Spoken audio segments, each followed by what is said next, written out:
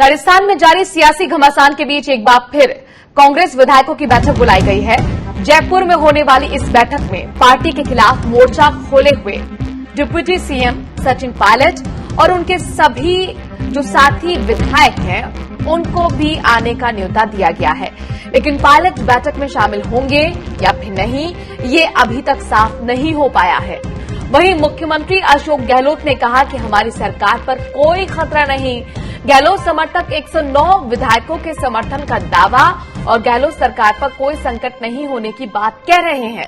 कांग्रेस के दूसरे नेताओं ने भी सरकार पर किसी तरह के खतरे से इनकार किया है। एक तरफ जहां नाराज पायलट को मनाने की कोशिशें जारी हैं, वहीं पायलट समर्थकों की तरफ से लगातार 30 विधायकों के समर्थन होने का दावा किया जा रहा है। इससे पहले दिल्ली से जयपुर पहुंचे पार्टी के प्रवक्ता रणदीप सुरजेवाला ने इशारों में पायलट को लेकर कहा था कि परिवार के सदस्यों का सम्मान परिवार में ही होता है, इससे बाहर नहीं। आपको बता दें कि सोमवार को मुख्यमंत्री आवास पर हुई बैठक में 107 कांग्रेस के विधायकों के पहुंचने और गहलोत का समर्थन करने का दावा किया जा रहा है। रामस्वरूप हमारे संवाददाता इस खबर पर ज्यादा जानकारी के साथ जुड़ गए हैं। रामस्वरूप, 10 तो बज गए हैं। विधायक दल की बैठक की बात 10 बजे के लिए कही गई थी। क्या विधायकों का पहुंचना शुरू हो चुका है? विधायक रात से यहीं रुके हुए हैं। हालांकि एक दो विधायक जो जयपुर में जो है रात को निकल गए थे घर के लिए, वो वापस आ गए हैं। जिस तरह से परसराम मोरदिया अभी होटल में आए हैं और अंदर अभी गए हैं। बाकी जो तमाम विधायक थे, मुख्यमंत्री अशोक गहलोत थे, वो रात भर यहाँ पर होटल में ही रहे हैं। तो अब कह सकते हैं कि समय 10 बजे का दिया गया था, तो 10 बजे का वक्त हो चुका है। तो ऐसे में अब मीटिंग जो है कांग्रेस विधायक दलों की वो लगभग शुरू हो चुकी है। लेकिन हो सकता है कि थोड़ा इंतजार भी कर लिया जाए। लेकिन कल जिस तरह से देर रात को रणदीप सुरजेवाला बाहर आकर के मीडिया से बात की, तब ये बात कही थी कि उन्होंने जितने भी कांग्रेसी विधायक अभी तक नहीं पहुंचे हैं, सचिन पायलट सहित तमाम जो विधायक है करीब 17-18, तो उनके लिए भी सभी को पत्र जारी करने रात को ही और एक एक को फोन कर बुलाए जाने का भी उन्होंने बात कही है।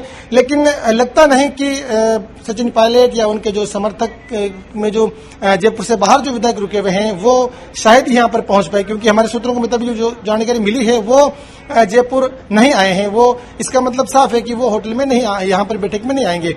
जो देर शाम को वीडियो जारी किया गया था सचिन पायलट के समर्थक जो विधायक है उनकी तरफ से, उसमें साफ तौर पे नजर आ रहे हैं करीब 16-17 जो विधायक है वो उस होटल में का एक जो लॉन है उसमें बैठे हैं और बातें कर रहे हैं। तो उसका वीडियो देख लगता है कि करीब 17-18 की संख्या में जो समर्थक हैं वो सचिन पायलट के खेमे में अभी भी हैं। लेकिन साफ तौर पे जिस तरह से सचिन पायलट के जो साथ में जो विधायक हैं उनके जो कमेंट्स आ रहे हैं वो काफी अग्रेसिव हैं, वो काफी नाराजगी वाले हैं। जिस तरह से कल मुकेश भाकर ने किसी तरह का कमेंट किया था अशोक गहलोत को लेकर के कि हमें गुलामी मंजूर नहीं है, इस टाइप की उन्होंने कमेंट जो है अपने ट्विटर पेज पर पोस्ट किया था। इसी तरह से एक दो और विधायकों ने भी अपनी नाराजगी जाहिर की। उससे लगता नहीं कि जो विधायक अभी सचिन पायलट के खेमे में अभी भी डटे हुए हैं वो इधर आएंगे। लेकिन जहां तक यहाँ की बात करें तो यहाँ अभी करीब 100 और 101 या 102 के आसपास विधायक जो बता रहे हैं कि होटल में यहाँ पर हैं, रुके हुए हैं। हालांकि आंकड़ा यहाँ पर 109 का दावा किया जा रहा है, लेकिन 103 तक की गणना हमें लगती है कि कोरम जो है 103 का वो यहाँ पर अशोक गहलोत के पास में है।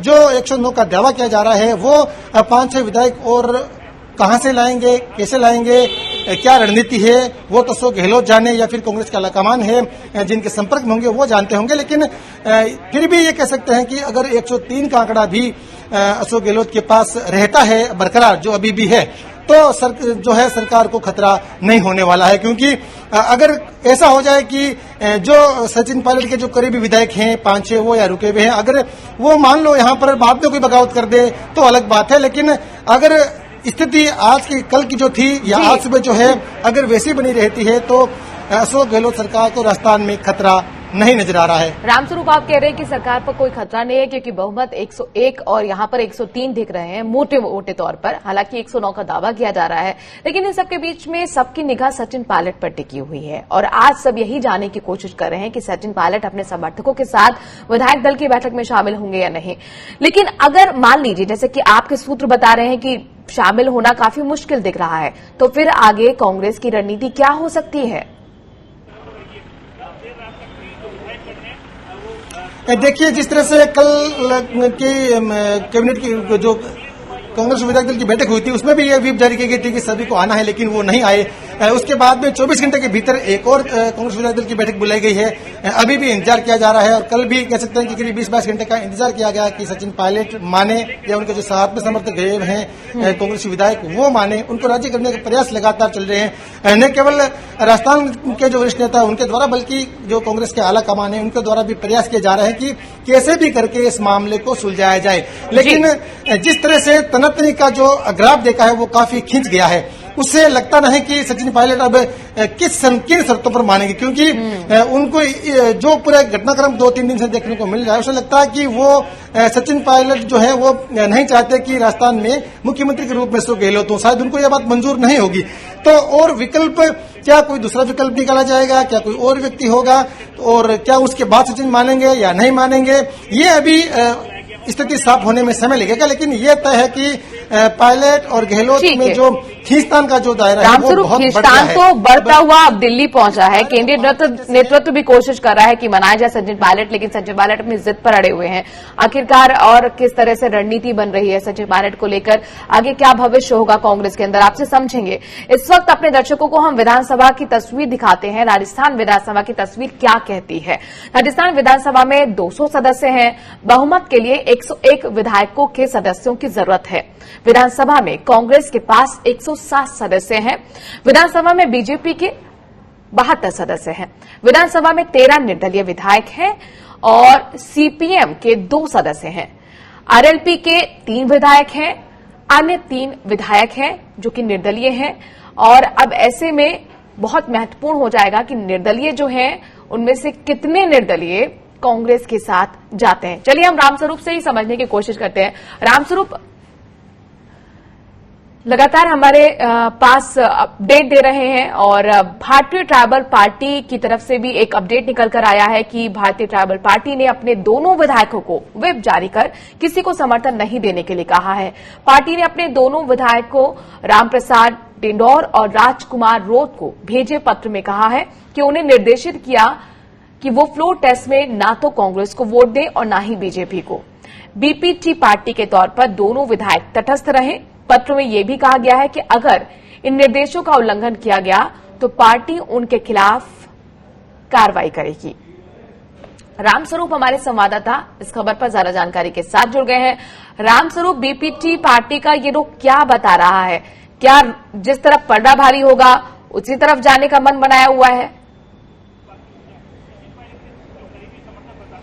देखिए, इसके बारे में अभी कुछ भी कहना बहुत जल्दबाजी होगा, क्योंकि भले ही जो दोनों विधायक हैं राजस्थान में, राजकुमार राउत और रामप्रसाद डिंडोर, भले ही वो अशोक गहलोत को चाहते हैं, उनके आप प्रति आस्था रखते होंगे, लेकिन उन्हें भी हो सकता है कि पार्टी के निर्देशों की पालना करनी पड़ेगी। क्योंकि जैसे कल जो भारतीय ट्राइबल पार्टी है उनके जो राष्ट्रीय अध्यक्ष है उन्होंने दोनों को एक पत्र जारी किया और ये कहा कि उन्हें किसी भी खेमे में नहीं रहना है, न कांग्रेस के समर्थन में रहना है, न बीजेपी की तरफ जाना है, न सचिन पायलट की तरफ और न अशोक गहलोत की तरफ। उन्हें तटस्थ रहना है और जो पार्टी जो निर्णय करेगी उसके आधार पर ही उनको रहना है। लेकिन संपर्क में वो अभी किनके हैं, ये बता जा रहा है कि वो दोनों जो है अशोक गहलोत के संपर्क में हैं, इनके समर्थन में रहेंगे। विधायक बहुत महत्वपूर्ण हो जाता है क्योंकि ये सब कुछ जो खेल है वो नंबर गेम का है। रामस्वरूप, आपके पास लौटेंगे। संजय बोरा, रेजिडेंट एडिटर, भी हमारे पास साथ जुड़ गए हैं जयपुर से।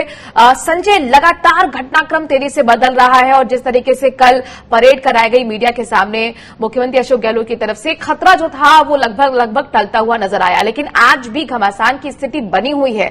अब सबसे पहले तो ये हमें बताइए, जो बीपीटी की हम बात कर रहे हैं, उनकी तरफ से कहा गया कि दोनों विधायक अभी तटस्थ रहें और किसी की तरफ समर्थन अपना नहीं दे। इसके पीछे आप क्या सोच समझ पा रहे हैं बीपीटी की? देखिए, इस वक्त चूंकि सिचुएशन क्लियर नहीं है, इसलिए कोई भी किसी एक तरफ का पक्ष लेकर के और खतरा मोल नहीं लेना चाहता है। दूसरा, भारतीय ट्राइबल पार्टी जो है उसका ओरिजिन गुजरात में है। इसके अध्यक्ष, राष्ट्रीय अध्यक्ष जो है वो गुजरात में है, गुजरात से आते हैं, मनसुख भाई वसावा। तो ये समझना मुश्किल नहीं है कि गुजरात में होने की वजह से उनके ऊपर किस तरीके का दबाव हो सकता है भारतीय जनता पार्टी द्वारा, या उनकी जो सोशल पॉलिटिकल सर्कल है उसकी वजह से। तो मुझे लगता है कि ये फैसला उसी वजह से लिया गया है। सिचुएशन क्लियर हो जाएगी, पता लगेगा कि वास्तव में पलड़ा किसका भारी है, तब वो कोई फैसला लेंगे। मान लीजिए कल सचिन पायलट ये फैसला करते हैं कि वो कांग्रेस में ही बने रहेंगे, तो ऐसी स्थिति में वो किसी के एक साथ जाकर के क्या फायदा। और कल जब ये क्लियर हो जाए, मान लीजिए कि सचिन अब पार्टी छोड़ रहे हैं और नई सरकार गठन की संभावना बन रही है, तब उस स्थिति में फैसला करेंगे। तो अभी भारतीय ट्राइबल पार्टी को, जिसने कांग्रेस को समर्थन दिया हुआ था अभी तक जी, उसको लगता है कि ऐसी स्थिति में वो कांग्रेस के अंदरूनी विवाद में नहीं पड़ना चाहती है। मुख्य बात यह है। अभी मैं अविनाश पांडे का ट्वीट पढ़ रही थी और वो एक बार फिर सचिन पायलट से बैठक में आने की अपील कर रहे हैं और कह रहे हैं कि सोनिया गांधी और राहुल गांधी के हाथ आप मजबूत करें। कल तक जो अपडेट थी वो सचिन पायलट को लेकर यही थी कि वो कहते हैं कि पार्टी हाईकमान से उनकी कोई बातचीत नहीं हुई। हालांकि एक वीडियो जरूर उन्होंने अभी जारी किया है। अब आपको क्या लग रहा है, जो अंदर खाने सचिन पायलट को मनाने की कोशिश हो रही है, किन शर्तों के साथ हो रही है? क्या कांग्रेस उनकी तरफ ऑप्शंस दे रही है और यहां सचिन पायलट किस चीज को लेकर अभी भी रिजिड है? मानो मुझे जहां तक पता है, वो सचिन पायलट की तरफ से कोई आधिकारिक बयान नहीं आया है कि उनकी बातचीत नहीं चल रही है। जो भी हम सुन रहे हैं वो सिर्फ सोर्सेस से सुन रहे हैं, जबकि कांग्रेस के नेताओं ने कैमरे के सामने आके कहा है कि उनके जो शीर्ष नेता है उन्होंने सचिन पायलट से बात की है। मेरी अपनी जानकारी, जैसी हम कल भी चर्चा कर रहे थे, परसों रात को प्रियंका गांधी ने सचिन को फोन किया था और उनको बातचीत के लिए बुलाया था। लेकिन क्या है कि सचिन चूंकि इतना बड़ा कदम उठा लिया है, तो अब एकदम से मान जाना भी वाजिब नहीं लगता है। और निश्चित रूप से कुछ चीजें जो ऐसी हैं जिन पे अभी चल रहा है, मंथन चल रहा है दोनों के बीच में, उनकी अपनी कुछ शर्तें हैं। जाहिर है कि एक दो शर्तें ऐसी हैं जिनको नहीं माना जा सकता है। उसके बाद जो नेक्स्ट लेवल की शर्तें हैं उन पे डिस्कशन हो रहा है कि क्या किया जा सकता है, क्या नहीं किया जा सकता। यदि उन पे कुछ आश्वासन मिलेगा उसके बाद और सचिन उन पे राजी होंगे, तब गहलोत के पास वो प्रस्ताव लेके जाएंगे सीनियर लीडर्स और उनको मनाने की कोशिश करेंगे। तो ये चीजें, जब इस तरह का कोई पॉलिटिकल क्राइसिस होता है तो उसका तुरंत कोई हल नहीं होता है। निगोशिएशन चलते रहते हैं, बहुत लंबे चलते हैं, और ये जो संकट है इसका मैं तात्कालिक हल नहीं देखता हूं। मैं सिर्फ एक बात फिलहाल कह सकता हूं कि राजस्थान में गहलोत सरकार को अभी कोई खतरा नहीं है, लेकिन ये खतरा हमेशा के लिए टला रहेगा ऐसा भी नहीं है, क्योंकि बीजेपी, अब ये एमपी वाला मामला नहीं है कि बीजेपी ने एक बार किया और हो गया। कर्नाटक जो है बीजेपी के लिए, राजस्थान जो है बीजेपी के लिए वो कर्नाटक की तरह है, जहां पे वो लगातार चोट करती रहेगी और कमजोर करने की कोशिश करेगी जब तक कि कांग्रेस का किला ढह ना जाए। जी संजय, आज क्या कुछ हो सकता है, क्या कहती है आपकी प्रेडिक्शन? प्रेडिक्शंस मैं नहीं करना चाहूंगा, क्योंकि प्रेडिक्शंस करना बहुत खतरनाक होता है राजनीति में। और जब हम आदमी के बारे में हम कुछ नहीं कह सकते वो कब क्या फैसला लेगा, और खासकर पॉलिटिशियंस के बारे में तो बिल्कुल भी नहीं कह सकते, क्योंकि कल आपको ध्यान होगा कि हमें ये सूची मिली थी 18 विधायकों की कि ये लोग बैठक में नहीं आए। फिर पता लगा कि एक विधायक आए हैं, फिर शाम तक हुआ कि नहीं, वो विधायक वापस उधर है। तो ये प्रेडिक्शन करना बहुत खतरनाक है। लेकिन मैं अभी ये कह सकता हूं कि निगोशिएशन चलते रहेंगे। मैं आपको ये कह सकता हूं कि ये जो निगोशिएशंस हैं वो उच्च स्तर पर चल रहे हैं, इसमें प्रियंका इन्वॉल्व है लेकिन राहुल गांधी इन्वॉल्व नहीं है।